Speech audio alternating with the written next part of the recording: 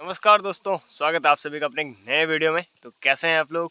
I hope सारे स्वस्थ होंगे और मस्त होंगे। और हम भी एकदम मस्त हैं और मज़े में हैं, क्योंकि मौसम देखो आप, और धूप सीधे लग रही है तो एकदम मनमोहक हो जाता है। जब धूप लगती है तो क्या आनंद आता है, आहा हा।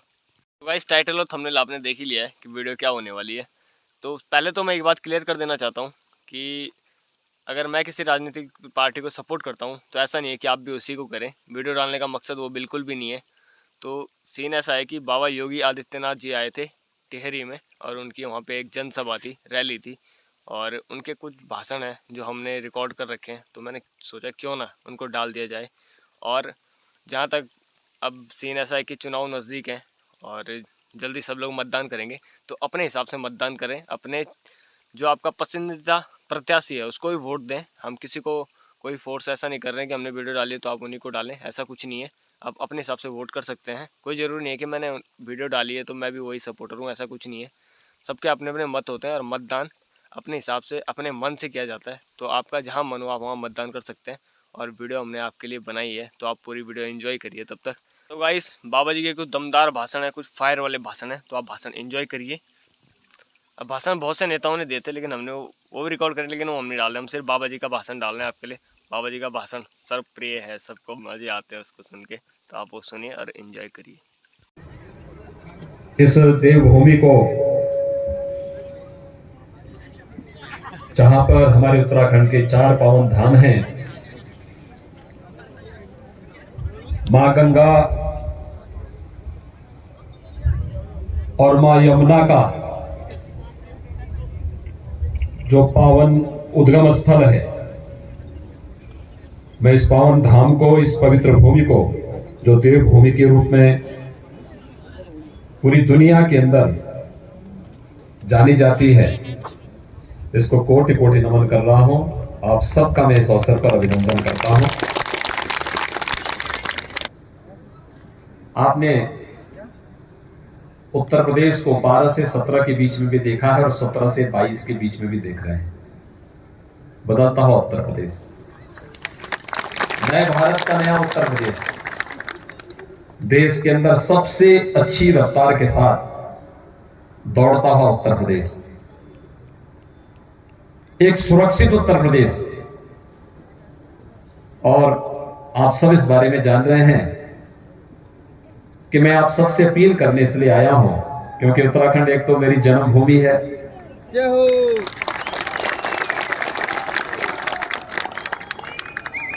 दूसरा ये सीमांत प्रदेश भी है।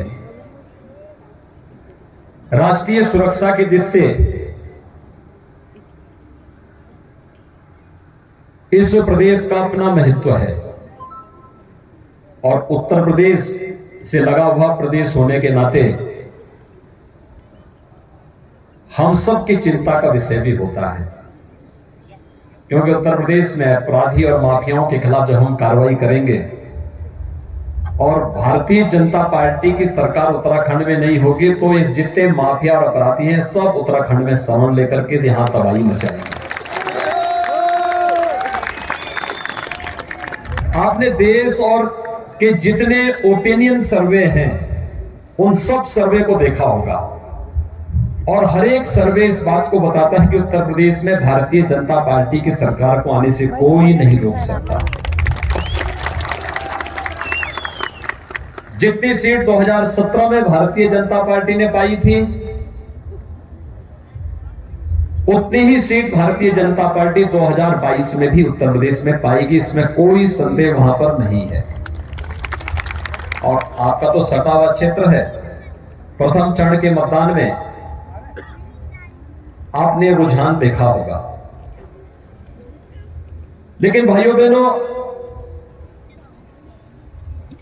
उत्तर प्रदेश में परिवर्तन आया। प्रधानमंत्री मोदी जी का यशस्वी नेतृत्व और मार्गदर्शन, डबल इंजन की सरकार, प्रदेश में भारतीय जनता पार्टी की सरकार, केंद्र में भारतीय जनता पार्टी की सरकार। अपराध और अपराधियों के प्रति जीरो टॉलरेंस की नीति के तहत कार्य हो रहा है। नहीं तो हर तीसरे दिन एक दंगा होता था। महीनों तक कर्फ्यू लगा रहता था, बेटियां सुरक्षित थी। सहारनपुर, मुजफ्फरनगर, शामली, मेरठ, गाजियाबाद, हापुड़, बुलंदशहर, ये जितने जनपद थे, जितने प्रतिष्ठित परिवार थे, इन लोगों ने सब ने अपनी बेटियों को दूर किसी रिश्तेदार में या फिर हॉस्टल में इन क्षेत्रों से अलग करके मुंबई में, दिल्ली में, कहीं और जगह भेज दिया था। 2017 में जब हम लोग आए थे, यही चुनौती थी हमारे सामने। वहां पलायन होता था, व्यापारी पलायन कर रहा था, हर जगह लोग पलायन कर रहे थे, भाग रहे थे, क्योंकि सुरक्षा का गंभीर संकट था, गंभीर संकट था। लेकिन आज उत्तर प्रदेश देश का सबसे सुरक्षित प्रदेश बन गया है।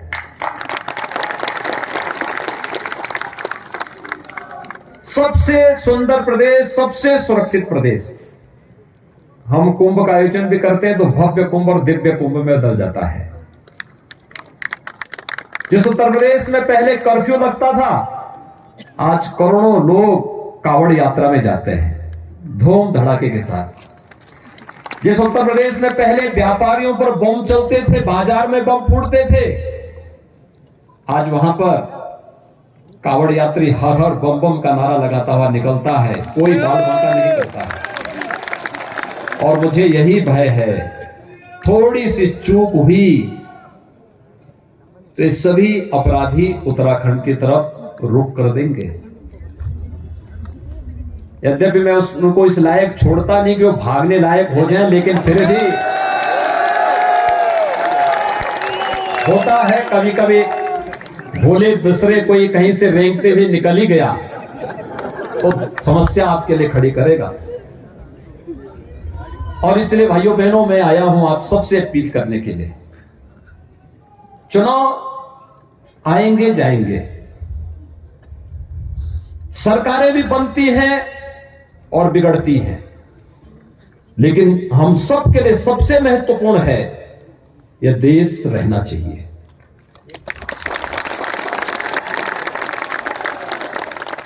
क्योंकि इसके साथ कोई समझौता नहीं हो सकता। देश है तो हम भी हैं, और इसलिए एक ही धर्म मान करके हम लोग काम करते हैं, और वो धर्म है राष्ट्र धर्म। और भाइयों बहनों, ये जो स्थिति है, उस स्थिति के लिए ही आपसे अपील करने के लिए आया हूं। मैंने कांग्रेस का मैनिफेस्टो देखा है, उनका चुनाव घोषणा पत्र देखा है। मुझे आश्चर्य होता है, देवभूमि में कांग्रेस मुस्लिम विश्वविद्यालय बनाएगी, चार धाम के सुंदरीकरण और पुनरुद्धार की बात करती तो सबके मन में एक नया उत्साह होता। प्रधानमंत्री मोदी जी उस दिशा में कार्य कर रहे हैं। उत्तराखंड की मौजूदा सरकार ने इस दिशा में प्रयास किया है, अच्छा प्रयास किया है। मेरा मानना है कि अकेले उत्तराखंड में प्रकृति और परमात्मा की इतनी असीम कृपा है, इतनी असीम कृपा है कि अकेले पर्यटन से ही यहां लाखों लोगों को नौकरी और रोजगार उपलब्ध कराया जा सकता है। अकेले पर्यटन से उत्तराखंड में आप जिस भी धार में जाएंगे, एक देवी का मंदिर जरूर मिल जाएगा, एक देवालय जरूर मिल जाएगा। जिस घाटी में चले जाएंगे, वहां एक नई गंगा फूटती हुई वहां आपको दिखाई देगी। और यही तो उत्तराखंड की पहचान है। यहां का जब गंगा जल और यमुना जल नीचे निकलता है, हम उत्तर प्रदेश में, बिहार में, बंगाल में, झारखंड में उस जल का आचमन करके अपने को वहां के लोग धन्य धन्य महसूस करते हैं। उत्तराखंड का हमारा जवान जब सीमा पे रक्षा करता है, तब भारत की सीमा सुरक्षित होती हुई दिखाई देती है। इसलिए उस राष्ट्र धर्म के लिए और मुझे लगता है कि अभी हाल ही में हम लोगों ने उत्तराखंड के सपूत chief of defence staff general Bipin Rawat को खोया है। आपने देखा होगा कितना अच्छा कैरियर उनका था। और मुझे तो पिछले दिनों जब त्रिवेंद्र जी यहां पर मुख्यमंत्री थे उस समय सीडीएस जनरल रावत जी के साथ यही टिहरी महोत्सव के कार्यक्रम में आने का सौभाग्य प्राप्त हुआ था, जब झील के तट पर हम लोगों ने एक अच्छा कार्यक्रम वहां पर उत्तराखंड सरकार ने आयोजित किया था। क्या नहीं है उत्तराखंड के पास, लेकिन राष्ट्रीय सुरक्षा का जो एक अवैध दुर्ग है, कांग्रेस उस पर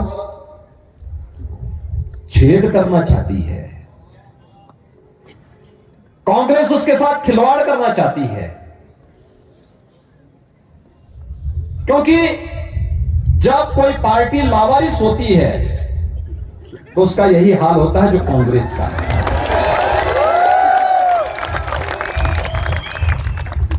नेतृत्व विहीन,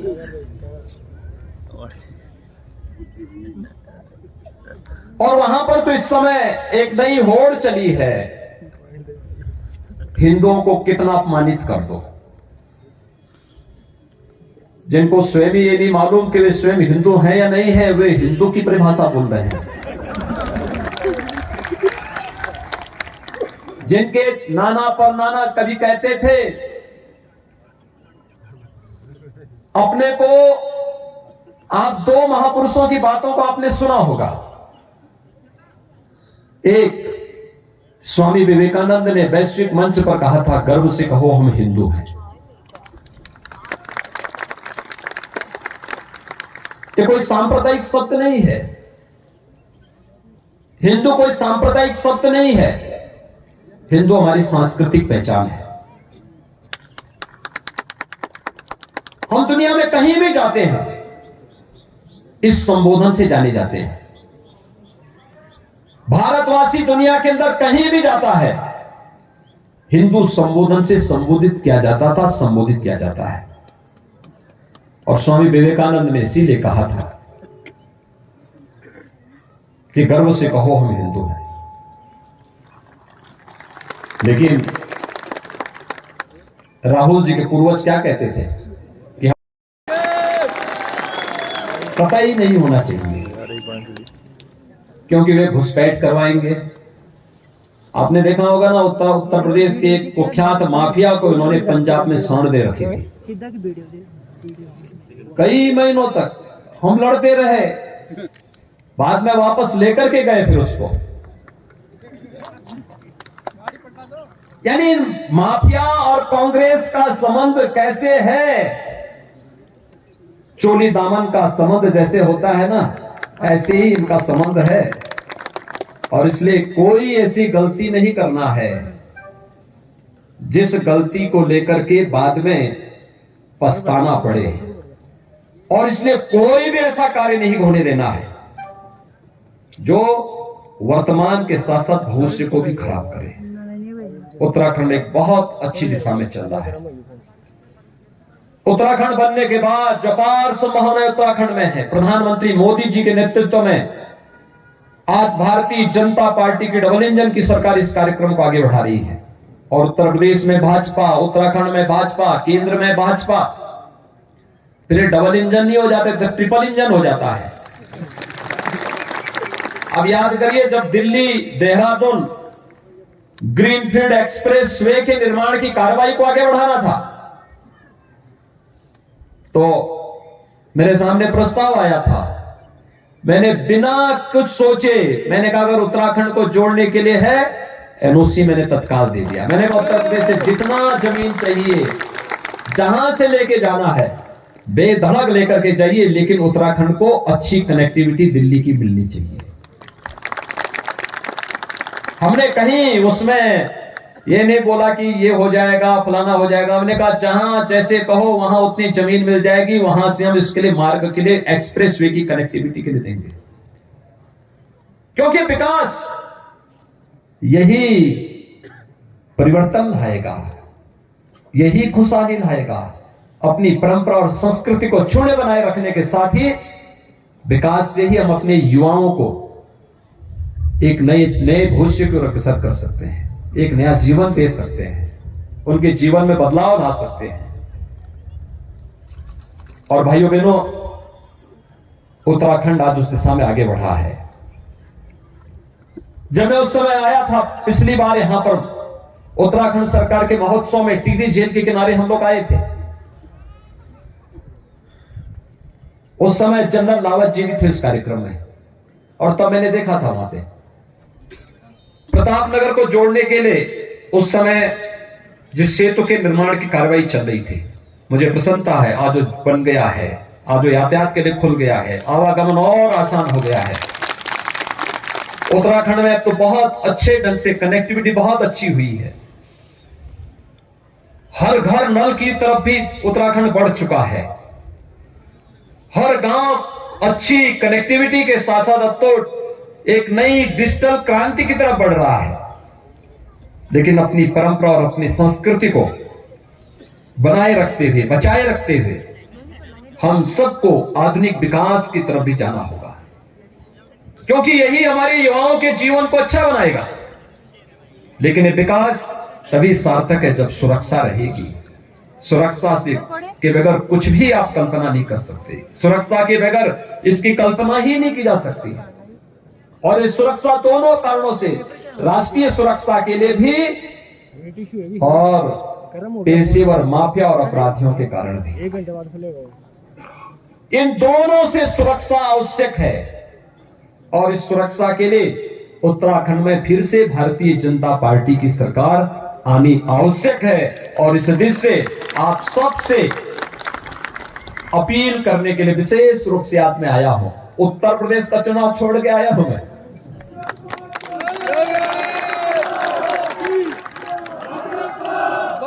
किशोर उपाध्याय जी आज हमारे प्रत्याशी के रूप में टिहरी से लड़ रहे हैं। मैंने इनको 15 वर्ष पहले कहा था, मैंने कहा भाई ये कहां पड़े हुए हैं।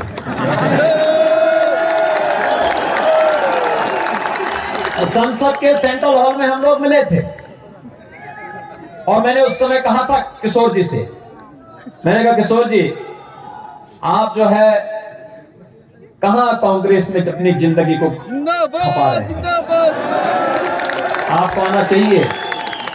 आपकी भावनाओं के अनुरूप कार्य तो भाजपा में होता है, मंच तो भाजपा देगी, भारतीय जनता पार्टी कार्य कर रही है। और भाइयों बहनों, जिस दिन किशोर उपाध्याय जी ने भारतीय जनता पार्टी ज्वाइन की थी, मुझे बहुत प्रसन्नता हुई थी। मैंने उस दिन ट्वीट भी करके इनको बधाई दी थी। मैंने कहा अच्छा किया आपने, क्योंकि कांग्रेस तो पूरे देश के अंदर डूब रही है और जहां थोड़ा उसका वजूद था भी, वहां पे डुबोने के लिए दोनों भाई बहन पर्याप्त है, किसी तीसरे की आवश्यकता ही नहीं है। तीसरे की आवश्यकता है ही नहीं। इसलिए आप लोग क्यों उस डूबते हुए जहाज में बैठे हुए हैं? डूबते हुए जहाज में नहीं बैठना चाहिए, उसको उसके हाल पे छोड़ देना चाहिए। और इसलिए भारतीय जनता पार्टी आज विकास के जिस नए उस पर कार्य कर रही है। मैं लगभग 1.5 साल पहले आया था केदारनाथ धाम का दर्शन करने के लिए, और भाइयों बहनों मैंने देखा कांग्रेस की सरकार के समय केदारनाथ धाम कैसे उजड़ गया था, किस प्रकार की स्थिति थी। और आज भव्य और दिव्य केदारनाथ धाम बन गया फिर से। प्रधानमंत्री जी ने देश के समग्र विकास के लिए कितना काम किया है। आज केदारनाथ धाम के बाद बद्रीनाथ धाम का भी एकदम नए सुंदरीकरण के धाम के रूप में केदारनाथ धाम और बद्रीनाथ धाम आगे बढ़ रहा है। गंगोत्री यमुनोत्री पे काम हो रहा है। और उत्तर प्रदेश में भी हम लोगों ने कहा, उत्तर प्रदेश में बहुत सारे लोग धमकाते थे, कहते थे कि अयोध्या में राम मंदिर का निर्माण नहीं हो सकता। मैंने कहा देखो, ये सपना देखना बंद कर दो, अयोध्या में राम मंदिर का निर्माण भी होगा, धूम धड़ाके के साथ होगा। 500 वर्षों की तमन्ना थी। कांग्रेस साथी 1947 में इस कार्य को आगे बढ़ा देती। कांग्रेस ने कभी इसको अपने एजेंडे में नहीं लिया। वो चाहती ही नहीं थी आपकी आस्था का सम्मान हो। आस्था को कैसे अपमानित किया जाना चाहिए, अगर ये कहीं देखना है तो कांग्रेस उसका जीता जागता उदाहरण है। वो केवल अपमानित करती रही, भारत को अपमानित करती थी, देश को अपमानित करती थी, देश के नागरिकों की आस्था को अपमानित करती थी और लगातार यही कार्य करती रही। अयोध्या में राम जन्मभूमि का विरोध करती थी। उनके मैनिफेस्टो में मैं देख रहा था 4 धाम की बात तो दूर, उसने एक नए धाम की बात यहां कर की। अरे उत्तराखंड में 4 धाम के अलावा 5वां धाम होगा तो सैनिक धाम होगा। यहां के सैनिकों को, वीर पुत्रों के नमन का धाम उत्तराखंड बनना चाहिए। इसके अलावा उत्तराखंड में 5वां धाम, अगर आप किसी ऐसे स्थल को बनाने का कुत्सित प्रयास करेंगे, मुझे नहीं लगता कि वीरभूमि और देवभूमि इसको स्वीकार कर पाएगी। कभी नहीं स्वीकार करना चाहिए। उत्तर प्रदेश में भी लोग कहते थे, हमने कभी नहीं। देखो अयोध्या में तो राम मंदिर ही बनना है और उच्चतम न्यायालय ने फैसला दिया। प्रधानमंत्री जी ने 5 अगस्त 2020 को अयोध्या में राम जन्मभूमि का शिलान्यास करके भव्य राम मंदिर के निर्माण कार्य को प्रारंभ भी कर दिया है। अब कोई संदेह है किसी को अयोध्या में कि राम मंदिर नहीं बन रहा है? अब तो कोई संदेह नहीं कर रहा है ना। हम तो काशी में भी काशी विश्वनाथ धाम का निर्माण करती हैं। प्रधानमंत्री जी ने अभी पिछले दिनों 13 दिसंबर को भव्य काशी विश्वनाथ धाम का लोकार्पण किया था। और मथुरा, वृंदावन, बरसाना, गोकुल, नंदगांव, ब्रज तीर्थ विकास परिषद के माध्यम से इस धाम के भी विकास की कार्रवाई युद्ध स्तर पर चल रही है। तेजी के साथ हम उस कार्य को आगे बढ़ा रहे हैं। अयोध्या हो, मथुरा हो, काशी हो, प्रयागराज हो, विंध्यवासिनी धाम हो, ये सभी धाम विकास की एक नई, अपनी पुरातन आत्मा को संरक्षित रखते हुए एक नए कलेवर के रूप में आगे बढ़ रही है। और उत्तराखंड के 4 धाम भी आज इस दिशा में तेजी के साथ कार्य हो रहा है। बहुत आत्मिक संतुष्टि होती है हम लोगों को इन सब बातों को देख करके। लेकिन भाइयों बहनों, उत्तराखंड में बहुत कुछ संभावनाएं हैं। 21वीं सदी के इस दशक को हम उत्तराखंड का दशक बना सकते हैं, जहां पर उत्तराखंड के हर नौजवान को उत्तराखंड के अंदर ही नौकरी और रोजगार की गारंटी होगी। उत्तराखंड को ही देश और दुनिया के लिए फल और बागवानी के एक बेहतरीन केंद्र के रूप में विकसित करने की कार्रवाई भी आगे बढ़ेगी। और एक कार्य हो रहा है। रानी चोरा के बारे में मैंने सुना था। जब मैंने यहां पढ़ाई की थी उस समय रानी चोरा बन रहा था, नई टीवी बस रहा था उस समय। आज तो बहुत भव्य बन गया है। मैं जा रहा था, उधर ही से होते हुए निकला हूं मैं, और बहुत भव्य तरीके से कार्य आगे बढ़ रहा है। हमें इस दिशा में बहुत आगे बढ़ना है। और आप सबसे मैं यही अपील करूंगा, यही अपील कर रहा हूं सबसे कि वीरभूमि है, देवभूमि है। मैंने आप सबसे यह अपील किया है कि उत्तर प्रदेश में भारतीय जनता पार्टी की सरकार बनेगी, कोई संदेह नहीं है, कोई संदेह नहीं होना चाहिए। लेकिन उत्तर प्रदेश में जब हमारा बुलडोजर चलेगा तो माफिया फिर कहीं इधर को रोक न करे, तो इसका थोड़ा ध्यान रखना। उत्तर प्रदेश का बुलडोजर अच्छा लगता है ना आप लोगों को? कैसे गड़गड़ा करके एक एक माफिया को ढूंढता है वो तो, और फिर उसके अवैध कमाई को तोड़ करके, ये जितने वहां सपा बसपा के लोग थे, इन्होंने गरीबों का, आम जनता का, विकास का पैसा लूट लूट करके भरा हुआ था। हमने अपने बुलडोजर पर आर्टिफिशियल इंटेलिजेंस फिट कर दिया है, वो ढूंढता है, वो हर माफिया को चिन्हित कर लेता है। और फिर जब बुलडोजर चलता है ना, तो एक एक माफिया की दीवारों को तोड़ करके वहां से मां लक्ष्मी को उनके कैद से मुक्त करते हुए उत्तर प्रदेश का विकास कराता है और माफिया को सदियों के लिए समाप्त करता है।